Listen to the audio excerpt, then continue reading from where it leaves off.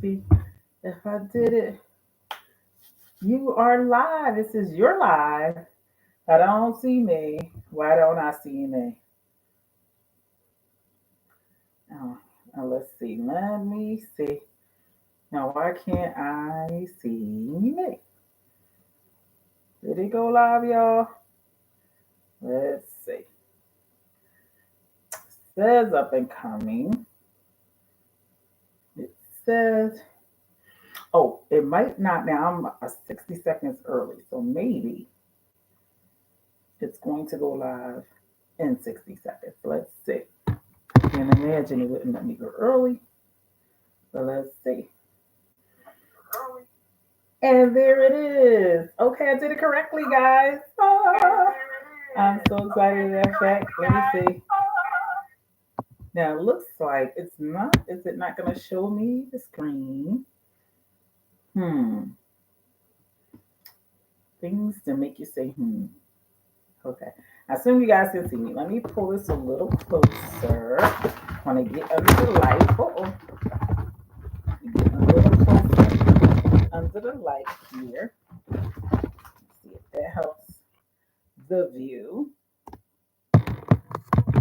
Yep, it looks like it's helping the view. Let's see what we got. Mm-hmm.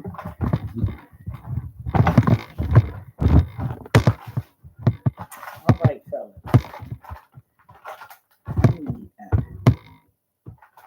a setup guy. Uh-oh. Let's see, I need a setup guy. All right, I think I'm good now. Gave me a little more light. Now I have a huge ring light, but it puts those rings in my glasses, and you guys can't see me as well. But also, um, I'm going to turn it on, but I'm not going to put it right in my face so that you all can still get some light on the sister without the rings in my glasses. So come on in. Hi everybody. Come on in. It's Wednesday, 8 o'clock. Spend this all. It's gonna be about a half an hour tonight. I'm gonna spend this time with me. I promise you it's gonna be juicy. Come on in. It's gonna be juicy. Let's see if this is any better. Oh, it is without it being right in my face. So good. That made a big difference. I love it. So say hi when you get on. I need to know that you're here and definitely invite your boo. This is a great conversational piece tonight. It's a great way to touch base with the people that you're dating without it being confronting because you're having a conversation about what you saw on YouTube, right? Hi, everybody. My name is Focus from the Focus of Love, and welcome to the Focus of Love Tribe, where I come on Wednesdays, 8 o'clock, and I share about love in like every stage. So, no matter what stage you're thinking of, yep, I'm talking to you. Tonight, I want to promote my book. Here it is. What is the Focus of Love? I wrote this book 90 days within 90 days, coming out of the Les Brown Inspired to Speak boot camp along with James Denney. So you want to get this on Amazon. Go get this on Amazon. You'll see a lot of reviews on there. Definitely life changing, aha moments. You could be happy, but you can, or you could be right, but you can't be both. Child, that has been set off a whole lot of juicy conversations. And the reality is that most people are trying to be right more than be happy. So, at the expense of upsetting their spouse, significant other in their household, they're trying to be right versus having a conversation to generate love and connection, spirituality, intimacy. That's what we're really going for, right, guys? That's what we really want more than anything. At least if you want a juicy relationship, that's what you want. So, like and share, comment, hit that notification button because you absolutely want to get notified when I'm coming on so you don't miss a minute. Because to miss a minute is to be a minute too late. It could be a nugget, a juicy nugget you can hear and want to share and get an aha moment. Also, it's summertime. You got to decide you're doing the hot girl summer. You got to decide what stage of the life you in and what you want to achieve. So come here, keep coming back so you can move the furniture around your brain so you can get clear on what you want. I know there's so many messages out there telling you what you want, what you need, what you should have. And I want you to make that quality decision because ultimately you got to live your life.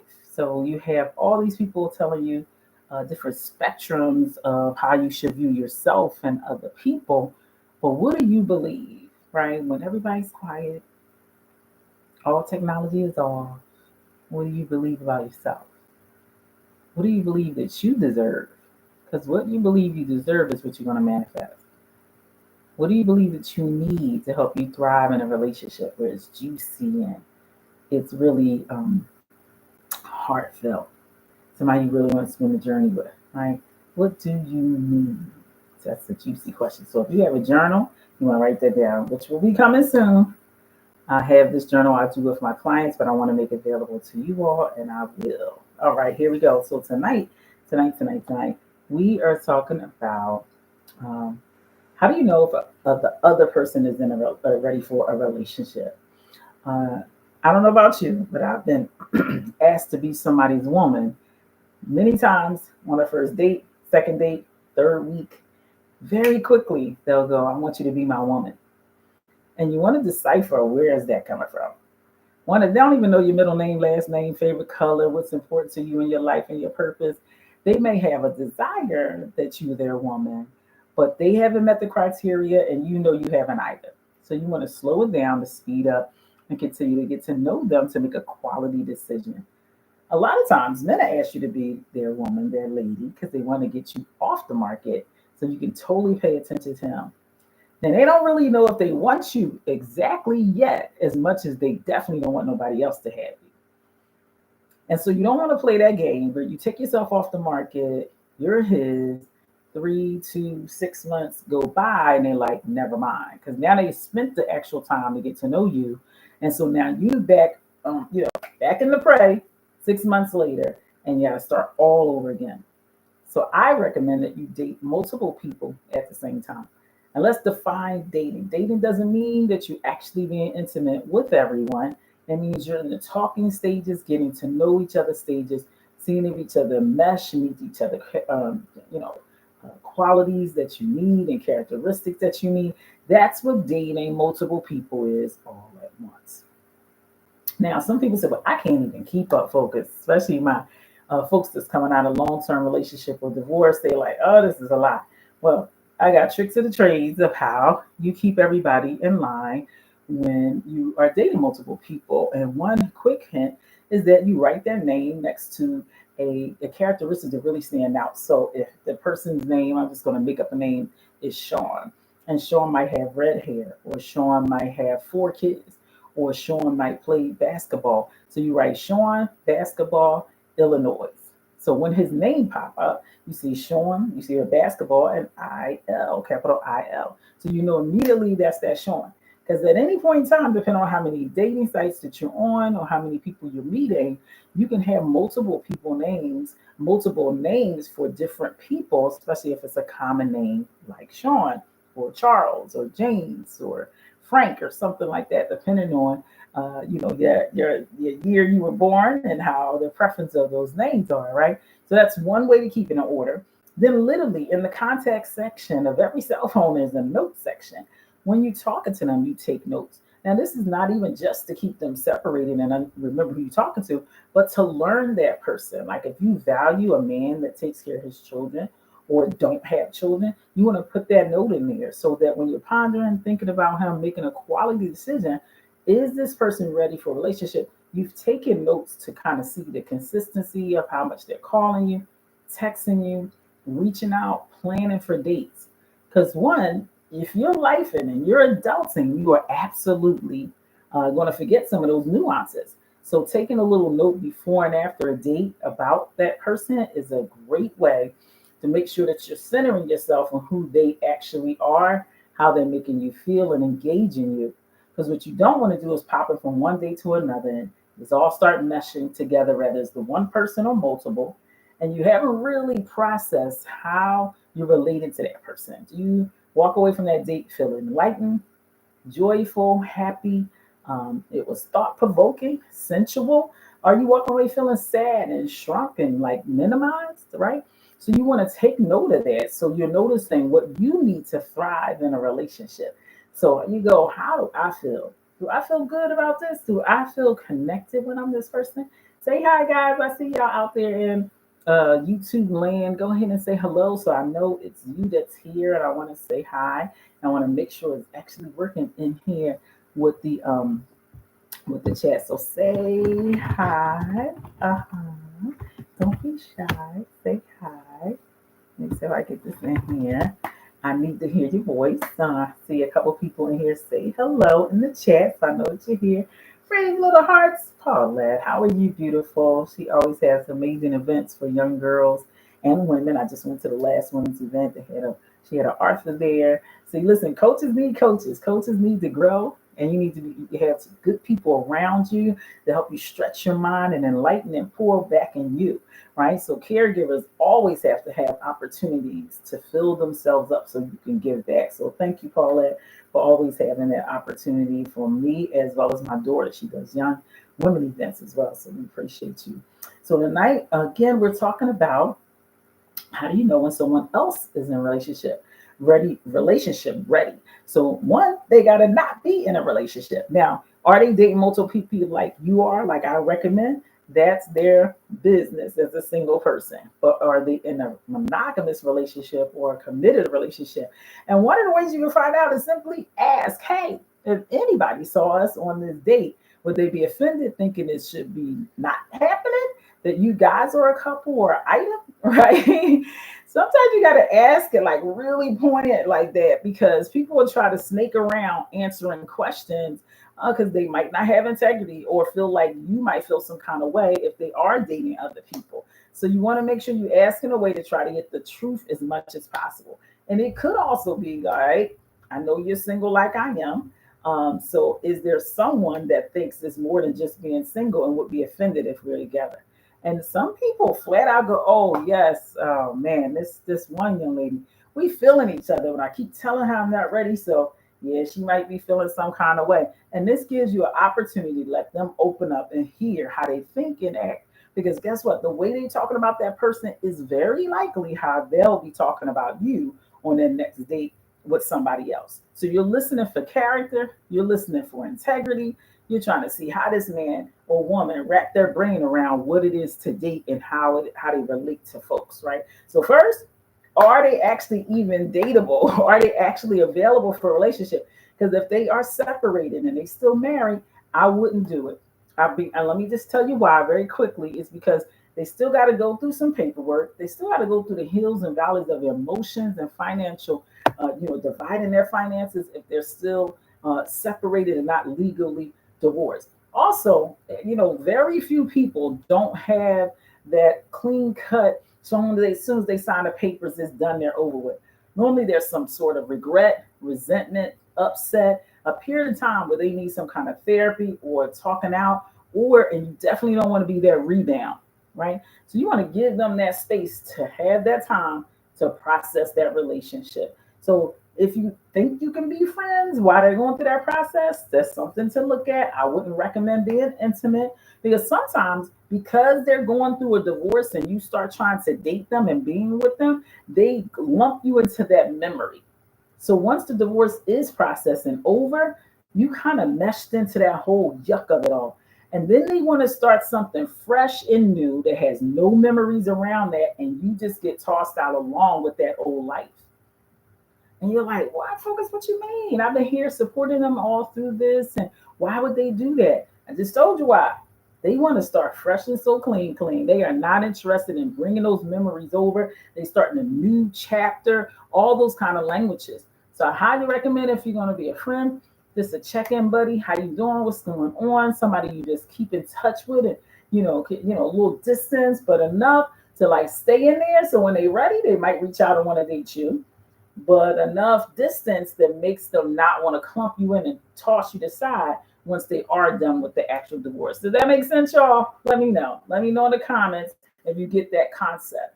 Because that can be a dangerous place to put yourself in that rebound, shadowy kind of a space when people are going through an end of relationship. And many people now, they're not even marrying. So it can be a partnership of 10 and 15 years that they live with someone. So you want to qualify that as well. You want to ask them, so how long has it been, since you've been in a relationship, right? Or you can go, are you pretty clear from all of that? Or, Is that over, or where are you in it? Open-ended questions that doesn't sound like you criticizing, demeaning, or putting down. Because who wants to be in that conversation? I know I don't want either. Cheers. Let me get some of my cucumber water here, guys. I love me some cucumber water. It adds such a lovely flavor to water. What y'all like to drink in y'all water? I like raspberries too, and blueberries as well. Gives it a nice little flavor. A little bit of sugar without all those additives, like the pre waters you can buy that's all flavored. What y'all like to drink? Let me hear. So that's one, right? Got to make sure they're actually available. Two, how healthy are they? Now, how do you know if a person is mentally, psychologically healthy? Well, you'll hear them in a conversation. Are they constantly repeating themselves? Do they frame everything as negative? Do they have a concept of woe is me, or all these bad things, everything happens to me, right? Does everything center around them, begins and ends with them, right? So you can talk to them and you're telling them about their Mother's Day, your Mother's Day, your celebration. They cut in and start telling you about themselves, like consistently doing that. That is definitely not a healthy psyche. They're not able to move away from themselves and recognize there's other people in the room. So if they got to keep bringing the conversation back to them, they need some space to grow in that area. Because in order to be in a relationship, you got to be able to recognize there's somebody else having a different experience than you. Not necessarily being better or good or bad, that is just different, that you need to consider outside of yourself. So just in the dating talking stage, and they can't get that, nah, not at all.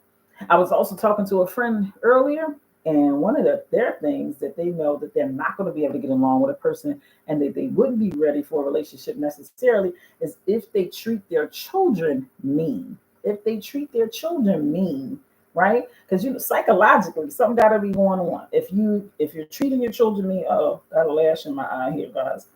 If you're treating your children mean, rather it's because you're not with the significant other, you're overly stressed, they don't have the power to push back and articulate.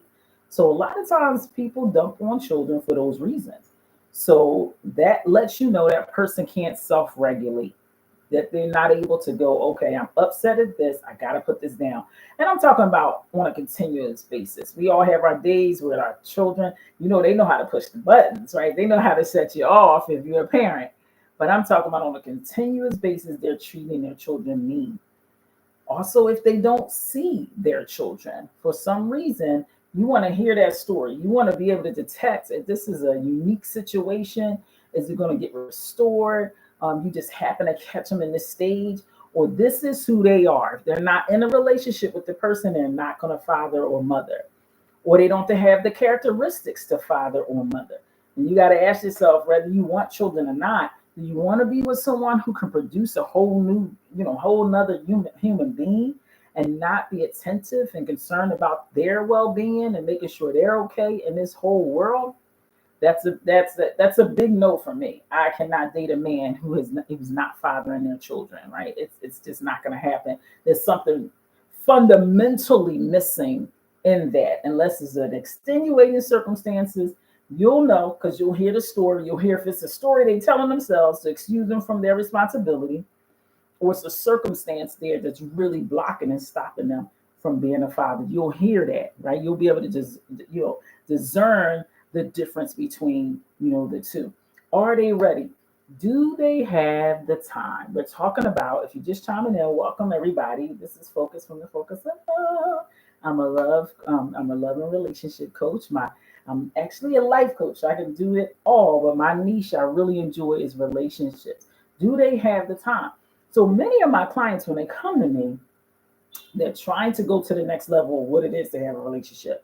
So they can't really see the time, especially the online dating portion where you got to text people back, get to know each other, and then eventually get to the actual date part, right? So they kind of get a little, bewildered with that, like, oh my God, how long are we going to stay on this app? So part of the skill set I teach them is how to get off that app as quickly as possible. You can absolutely use a Google Voice number that's free, so it's not your direct number if you're a little apprehensive. But also you can do some qualifying questions and conversation. Many apps now allow you to actually video chat before you actually give your number, right? You want to ask things like, hey, I see you got a pretty full life. What does it look like to date you? Or do you take the time to date, or is like as is and whenever you can? Well, I got a lot going on out there. First, I heard some beeping. Now I hear some animals get going at it. Lord Jesus. It's a lot. I don't know if y'all can hear that background noise. Let me know. Can y'all hear that background noise? Say hello, guys, if you're there. But I can hear it.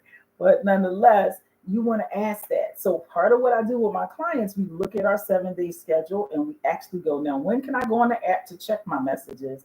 What day of the week, will I go actually on a date? And I'll put that link in here, guys, because I do a whole, do a quick snippet of what that looks like. How do you set your life up so you're dateable and that you generate dates and relationship towards you because it's physically in your schedule. Because if you lifing and you adulting, you are pretty busy. You live in a full life. But if you living where stuff and things is always on your calendar, there's no space for that, your mindset is going to be tough when somebody actually comes into your life. You're going to be like, they always want my time. Every Friday, every other Friday is too much, right? And it can feel that way if you don't properly prepare. All right, now, here we go. Paulette, Brave Little Heart said, I have a friend that is dating and a separated person. All I can say is to slow down. I don't think it's going to end well. It's very possible, unfortunately, because again, as we already stated, first of all, they're separated. Are they actually looking to get divorced, or are they separated because they need a break and they trying to like have a moment of reprieve and want to come back together? And when someone's separated and not officially divorced, that's a lot of times what it is. Also, a lot of times what it is, they just don't have the money to get the divorce. So that can linger on for a minute. And then if and when they decide, or you decide you want something more, they can throw up that card. Well, I'm not even available. I can't yet because I'm still separated. I need to figure that out, or I need to complete that before I'm going to commit to anybody else. So now we playing that game. But you'll find a lot of people that are separated, they still want all the benefits of what it is to have a relationship without giving you the title because they haven't finished the other thing yet. So Paulette, you spot on. That was solid, advice to your friend, and it can get really tricky. So now you're functioning. That person is functioning as their full-fledged relationship before you know it, and that other person got one foot in and one foot out because they only separated. And you want them to let them resolve all of that. Let them clear that up because they're gonna have to go through all the pain of what that is to end it. Just the transition. Let's forget if it's pain or not, just the realization that that relationship is over by finalizing it. You want them to do that work. They need to build that muscle of completion and starting relationships and ending relationships in healthy ways where it's not sloppy.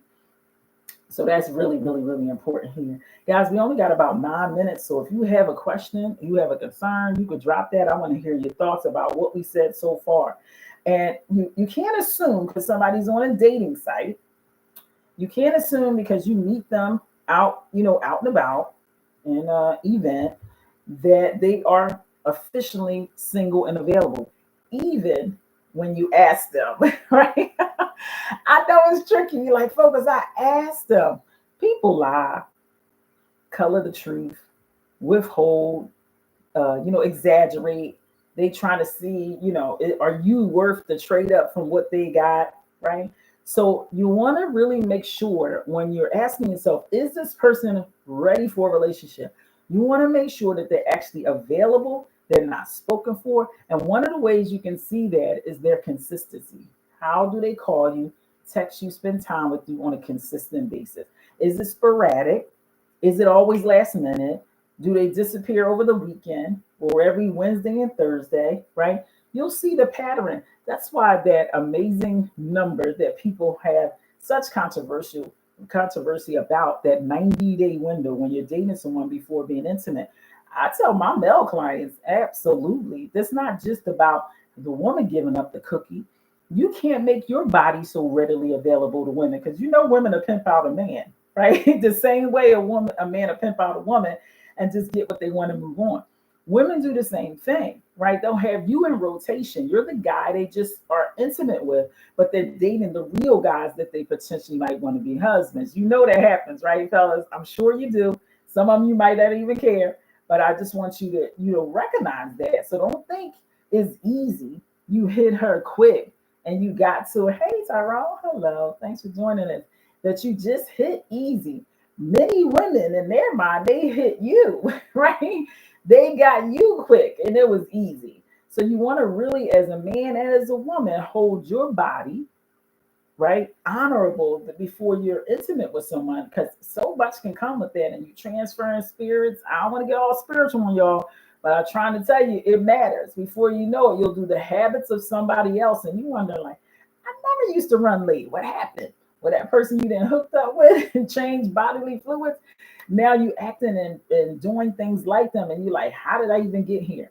And you do that with enough people, you don't even know who you are because you done picked up so many habits, right? So it's so important. Slow down to speed up, because you won't know if a person is ready for a relationship if you dive in 2 feet in and being blindsided or just not really paying attention because you want love so bad. And lastly, here's how I end this, guys. Love is not going to be enough. I know that's shocking to some folks. But you don't even understand how many people, just sitting on this side as a life coach, as a relationship coach, how many couples, how many singles I've sat with and they go, I really love that person. I just can't be with them because of blah, blah, blah, blah. Love is not enough. You have to be able to get along with that person, have communication, great intimacy. Your finances have to be able to be discussed and honored. The system you put in place, somebody can't be spending more and somebody spending less and constantly arguing. Kids can't get along. That won't just sustain it. It's other moving parts that matters. I see some comments popping through. Let's take a look. Tyrone said, correct. You can't touch me if I don't feel your vibe. I can appreciate that. You got to feel the vibe, feel the energy. Is it matching there? Do you feel the connection? I got it. You like, I got to feel your soul. I got to feel that there's something here besides just wanting to be, in the bed. Brave Little Hearts, Paulette said, I should be showing up as a pure in heart, woman to woman heart talk out here pouring into the community. So tell me what you're thinking about that right there. I'm not sure I quite follow you, but I think you're saying more than just being looking for love and being in relationships. You also want to walk in your purpose. I think that's what you're saying as well, which I agree. One of the ways you know if you're ready for a relationship or if the other person ready for a relationship, are they walking in their purpose? Because here's the challenge, right? A lot of people are existing, and it's not good and bad or we better than because you know your purpose, right? What you want to know, because by them knowing their purpose, it will lead you different places where you live, how you spend your money, how you spend your time, right? Is this somebody that's going to be traveling a lot because maybe they're called to do a specific thing that calls them to be on a road? And by them knowing that, you can then know what type of life, relationship, marriage that you're going to have. But someone that's willy-nilly, don't really know where they're going in life, that's probably how they're going to participate in the relationship, by the seat of their pants with no direction. And all the more important for men to have a vision, not only for the marriage or the relationship, but for their very own life. Where are you going? Because a woman will follow you to the moon if you know where you're going, if you're headed there, if you're trying to progress there. And if you give a woman a sentence, she'll give you a paragraph. You give her a paragraph, she'll give you a chapter. You give her a chapter, she's going to give you a book. But if you don't know where you're going, a certain level of respect is kind of tarnished there. A certain level of, not sure if she can submit to you because you haven't committed to a vision, a place where she can trust to follow you. Now, we all know when you have a vision or a purpose, there's going to be tossed and turns. There's going to be sometimes you absolutely know where you're going. Some places is uncharted. We're okay with that adventure, long as you have a specific type of concept. And what am I talking about, right? As we wrapping up, we got 2 minutes left. What am I talking about? Like for me, I'm very clear what my purpose is. My purpose, and this took time, reading scriptures, reading books, going to seminars, workshops, and then finally sitting still, right?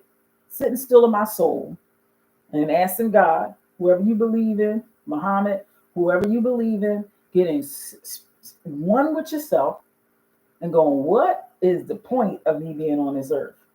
What can I offer humanity? Because your purpose is going to absolutely be driven into highlighting humanity, some type of service. Because here's what I know, Jim Rohn says, service to many leads to greatness.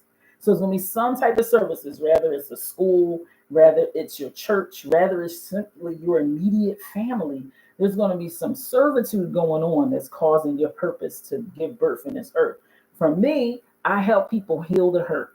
You guys know my story. You know my what had happened and how early I got married and how all of that transitioned. That's why I'm here now, and I'm clear on how I can help people heal gracefully. So I'm not pouncing on them because it took me 10 years and over 30 some states to heal. So many conversations and books and seminars and workshops and therapy for years from that tumultuous relationship. So when I sit in front of my clients, when I'm sitting in front of you, I get the world of that. So it's no rush, rush, hurry, hurry. All you got to do is, right?